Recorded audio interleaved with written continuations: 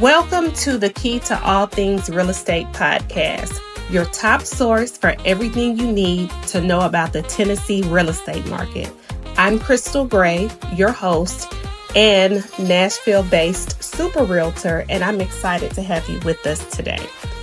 Each week, I sit down with real estate professionals, industry experts, and people just like you to explore the latest trends, share valuable insights, and offer practical tips to help you buy, sell, and invest with confidence.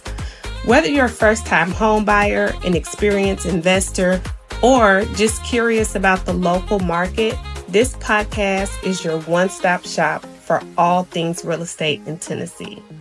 We're proudly sponsored by the Classic Key Real Estate School, where we believe in empowering you with knowledge and skills to make the best real estate decisions. So grab you a cup of coffee, get comfortable, and let's unlock the doors to your real estate success together. Are you ready?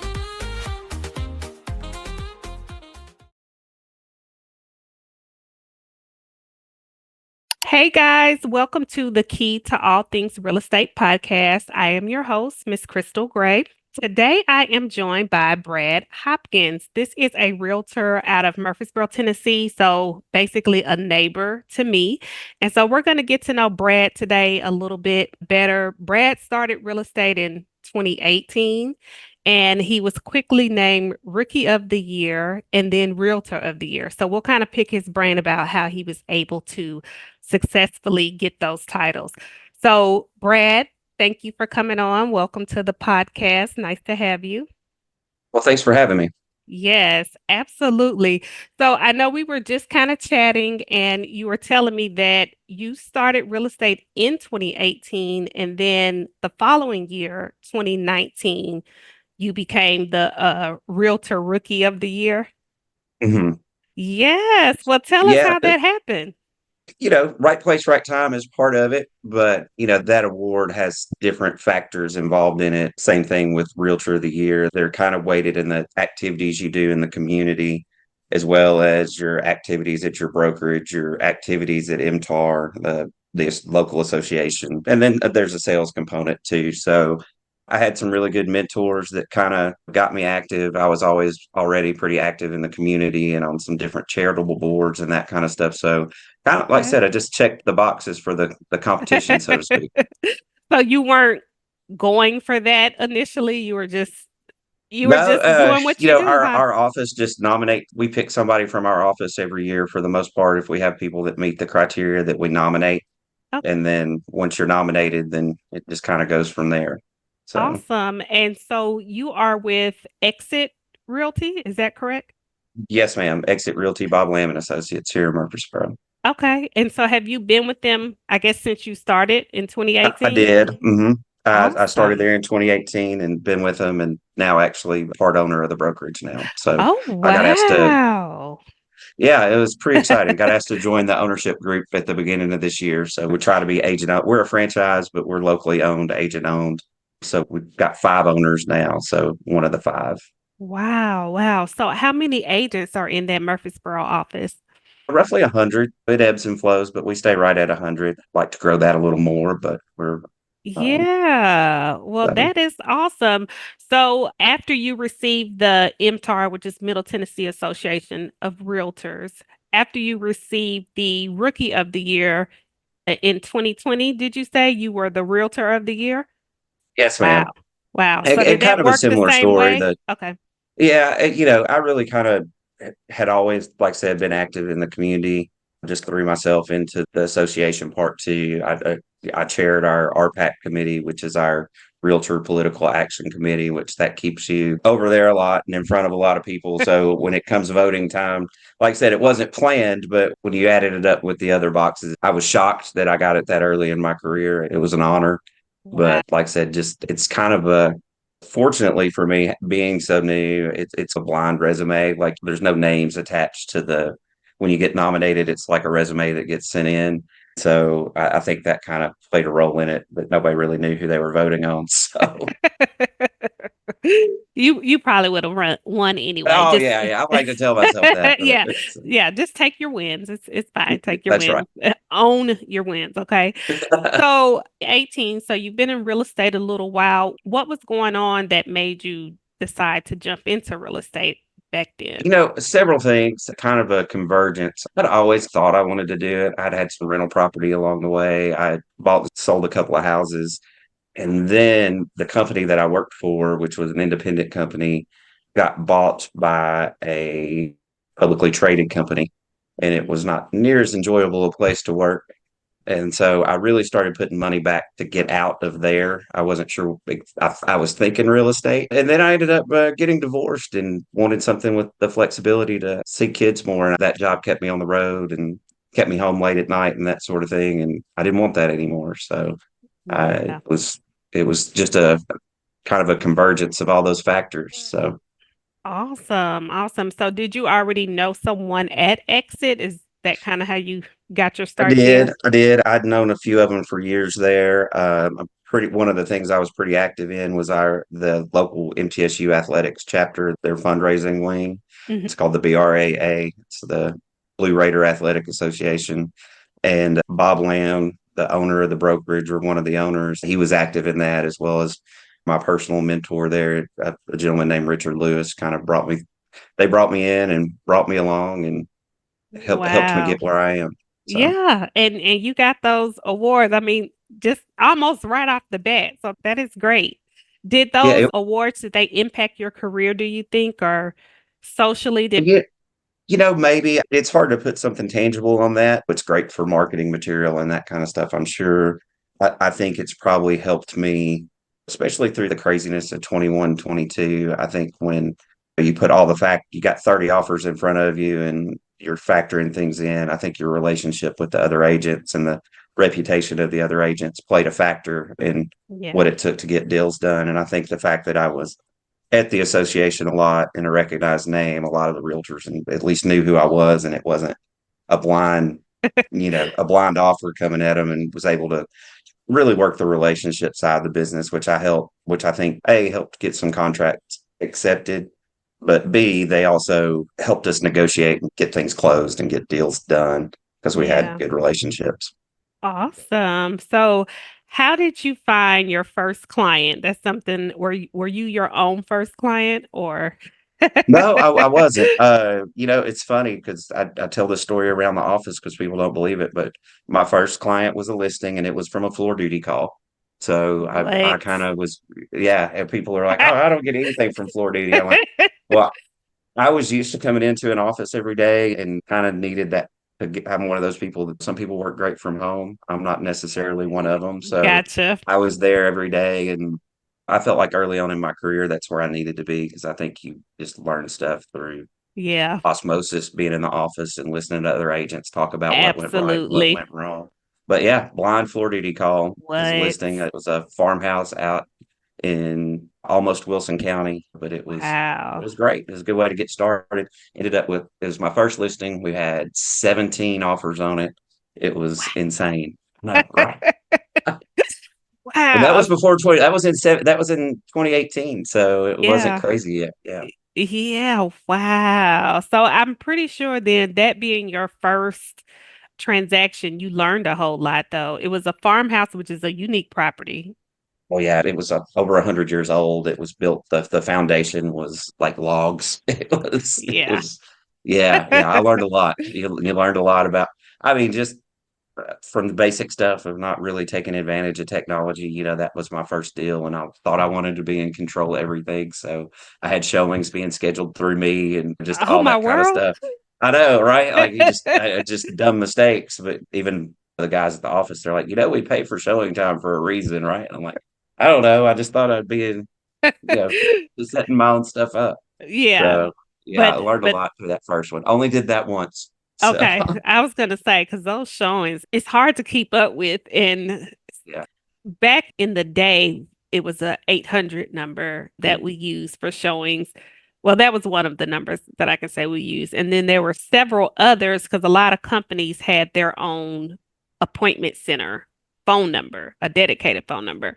So it was different when I came in the market and Sometimes I think about where we are right now in terms of the technology that we have because so I've been licensed for 19 years, so since 2005, and I remember printing out maps, going to MapQuest and printing directions to get to listings and to go Yeah, show homes. And so it's like when I look back at that, I'm like, how in the world were we doing that? But if you don't know anything else, that's just right. what you do. But now I'm sure you are using technology a little Oh, bit. yeah, for Yeah. sure. Everything try to automate as much as possible. So, Exactly. Yeah. Okay. I'm sure, yeah, you learned a lot with those 17 offers. How long did it take that process to review all those offers with your client and things like that?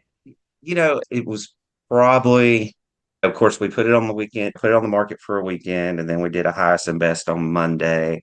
And I thought because I waded through a lot of them that we could rubber stamp out, got it down to like five that were all kind of close, kind of Okay. similar. And so it wasn't as long, and I was weeding through them as we went, but you know, Yeah.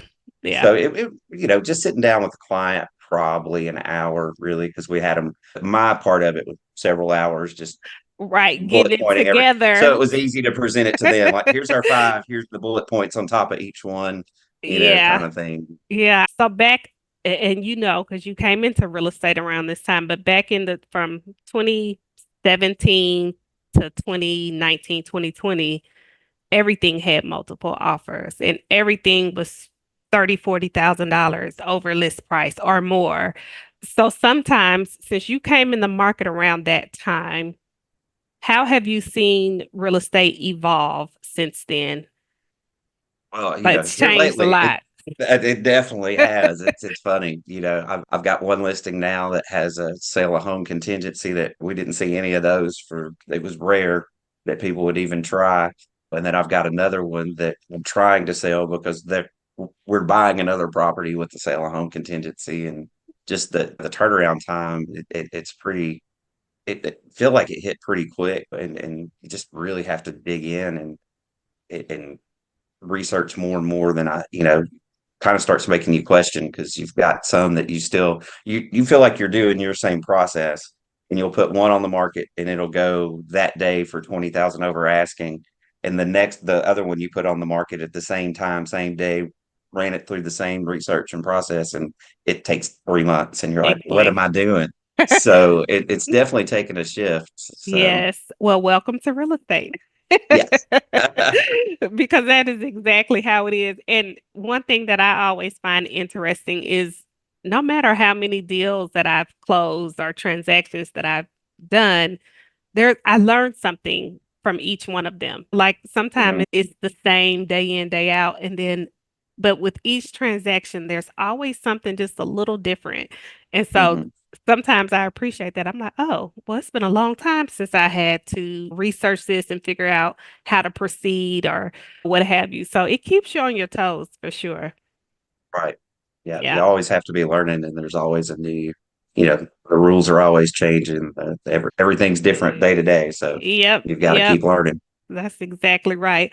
So you got your first client from floor duty, which kudos to you because I'm trying to remember. I don't know that I've ever successfully closed a property from floor duty. If I did, it was a very long Oh, I time got ago. really lucky. I closed. I would say my first year, I got three, and my first 12 months from floor duty, and then I got one the following year, and then I got to the kind of the point where I felt like I needed to let the other newer agents take it. So I haven't really worked it as much, but I figured in my first 2 years, I did right at 2 million in transactions from floor duty. When you Oh, start adding them up, like the repeat, and you get one that's yes. the buyer and then the seller, or vice versa, and so when I could track my numbers, I was like, well, this one came from a floor duty call, and then I got a referral from them. So it Yeah. was, yeah. Well, good, because it sounds like you're doing everything right then. You stayed top of mind.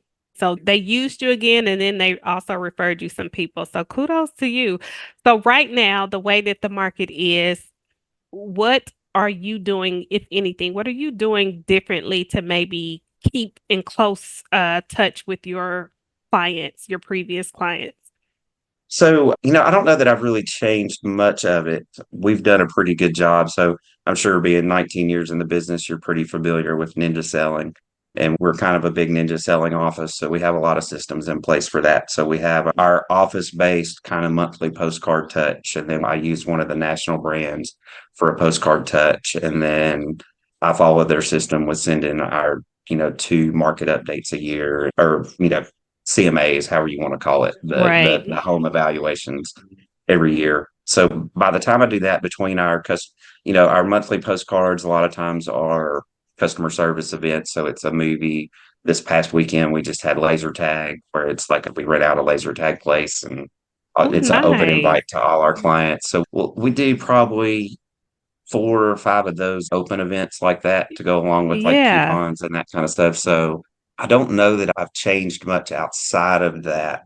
Oh, One of the things that I've been fortunate enough in the last year or two is to be able to connect with builders and do some new construction projects. So I've got a couple of builders I work with. So that's um, been a nice little anchor to the business, so yeah. to speak. So that part of my business is different. But, as far as the way I stay in contact, I've tried to stay consistent. If anything, I've got to do a better job of consistency versus changing what I do. Gotcha. Yeah. so, Yeah. That makes sense. um, So it sounds like my next question was going to be about your marketing strategy. So I know that is a little bit about how you keep in touch with your previous clients. So what do you do on the other hand, like when you're trying to make sure you're getting out there to new prospects to find new business?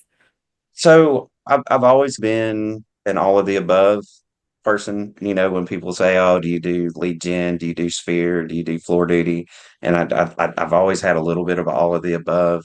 My preferred method is sphere of influence. So I mentioned early on that stay pretty active on boards and different things. So I'm really active with the chamber. I'm a diplomat with the Chamber of Commerce. I'm on the board for leadership. I'm on the board for the Blue Raider Athletic Association. And then I work on a committee with the Center for the Arts. So I just try to stay just kind of plugged in. I always say I'm kind of, I don't know, I feel like I go opposite. I had a great 2020, but when everybody blew up in 2021 and everybody was like, I had one of my worst years because so much of my pipeline and my funnel comes from being out and about and Yeah. Yeah. face to face and that sort of thing. So I really not having that from the year before really hurt me. But we do a little bit of lead gen through Boomtown. I do a little bit of that. I do a little bit through homes.com. Just that's Hmm. mostly on my listing side. I advertise listings through that, and that creates a little bit of lead gen. But the overwhelming majority is referral based, fear of influence, or just Yeah. people I know being out and about in the community. Yeah. So I like that, like you're really, really an active member in the community, just from hearing you speak. So what do you find is the most rewarding to you about being out in the community and able to be an active member of your community? I like just being able to, in the things that are service related, I like being able to help people. But I like that I'm able to generate, if we're just talking from a business standpoint, I like that I'm able to generate business just from being a friend and getting to know people, find out what their needs are, and just educate them through the process. I'm a firm believer that this is, to me, and I know people handle it different. There's a lot of people that feel like this is a sales business and they pound the phones and it's a boiler Yeah. room kind of thing. But to me, it's a service industry. It's a service and education industry. And I just like being able to feel like I help people and find out what their needs are and, Yeah, that's and awesome. help them meet those needs. Yep. I always try to tell people that because some people do think this is just like a heavy sales role or career. And some do treat it that way, like you mentioned. But to me, I always realize, okay, this is a service that I'm providing. And like you said, the education piece. You have a lot of first-time home buyers and then you have first-time sellers also. So it's continually like an education, you know, that you're serving the community and you're educating them on some of the biggest decisions of their lives, right? For the most part. So I agree with you. This is definitely a service business and a relationship business because you want to continue those relationships once the transaction has ended. So Absolutely. absolutely. Yes. Well, let's see. What else can I ask you? What else do I want to know about Brad? No, just kidding. Nothing serious, but you work with buyers and you work with sellers too. Do you have a favorite out of the two or It's funny, actually. It's going to be interesting what our future world's going to look like. I enjoy personally working with buyers more. I feel like the excitement level's there. I feel like you start out at a spot and a lot of times you can maybe over deliver, find them that special thing they were looking for. Sellers, I feel like it's a little more cut and dry. You spend less time with them. You spend a lot of time with them on the front end, and then you don't spend as much time with them through the process once it gets going. So you don't develop, like, to me, the same relationship that you. Fortunately, I've had with most of my sellers pretty good relationships beforehand and still them, right? but I feel like you really get to know people when you're on the in the buying process. Yeah. And feel like you can also exceed expectations a little bit better.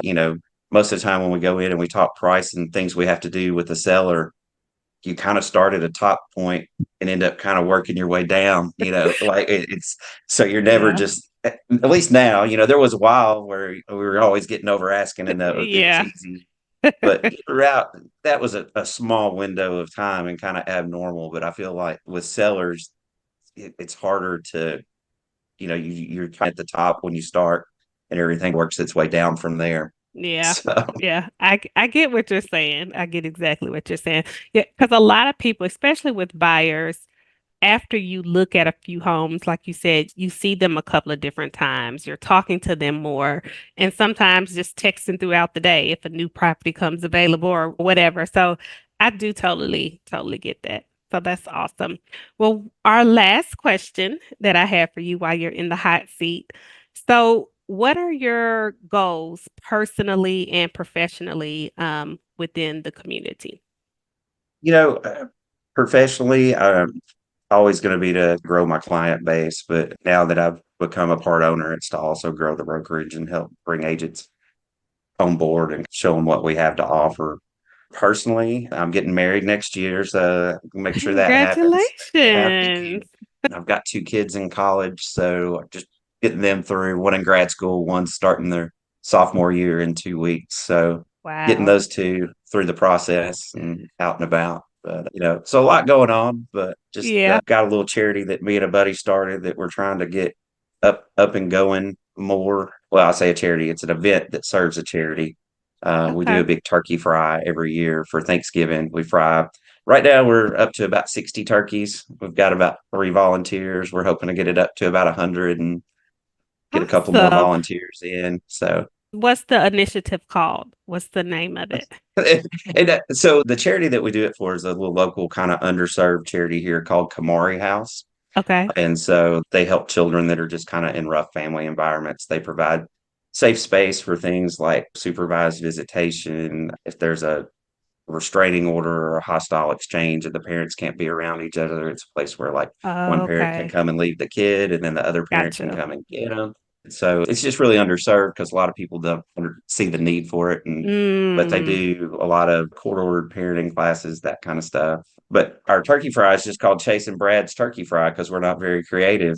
And so we just started doing it in my driveway a couple of years, and everybody just kept asking for them and asking. It just kind of came Wow. out of us killing time on. My family always did Thanksgiving in the evening, so I had free mornings, and my buddy started coming. I don't know, it just kind of turned into a thing. A couple of guys drinking beer and frying turkeys, and now it's at a brewery, and it's sponsored, and it's Oh, turned into, yeah, just wow. the most random thing ever, but it's turned into something. So Okay. And you said it's Brad and Chase, Chasing Brad's Turkey Chase and Fry, yeah. Brad's Turkey Fry. Okay. It's at Mayday Brewery every year here in Murfreesboro, and so Okay. we've got a local food service company that's donated the turkeys, and like it's a Okay. Palmer Food Service, yeah. Okay, well, Murfreesboro community, you guys hear that, okay? He has a Yep. charity. He has this event every year. You said it's at the May Day. Mayday Brewery, yeah. Okay, Thanksgiving there you go. morning, so you pick them up fresh. So Okay, okay. yeah. Well, yes, hopefully maybe this will help you get some more volunteers. That Yeah, would be help. absolutely. Yes, Yeah, we've got to grow because we can't cook anymore yeah. with just us. So, Well, it was awesome to get to know you just a little bit. Kudos to you again for hitting those marks in your so early in your career. And You're doing major things, already a co-owner at the brokerage and everything. So I wish you well, my neighbor, Well, and we thank you will very much. definitely keep in touch after this. And who knows, we might work a deal or something together here in the near future. You never know. You never know. Well, that's right. Well, thank you so Yeah, much for having me. I appreciate it. you're welcome.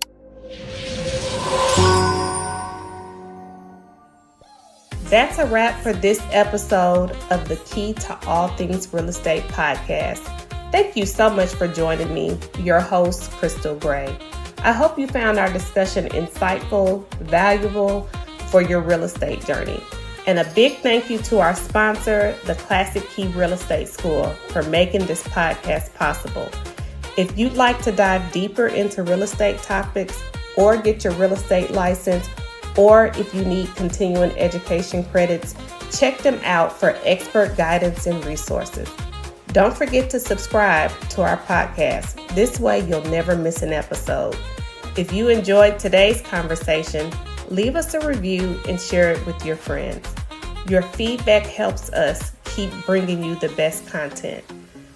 If you have any questions or topics you would like for us to cover, reach out to us on social media or email us at krystal@classickeyrealty.com. We'd love to hear from you. Thanks again for tuning in, and until next time, let's keep unlocking the doors to your real estate success. Have a great day, and we'll see you on the next episode.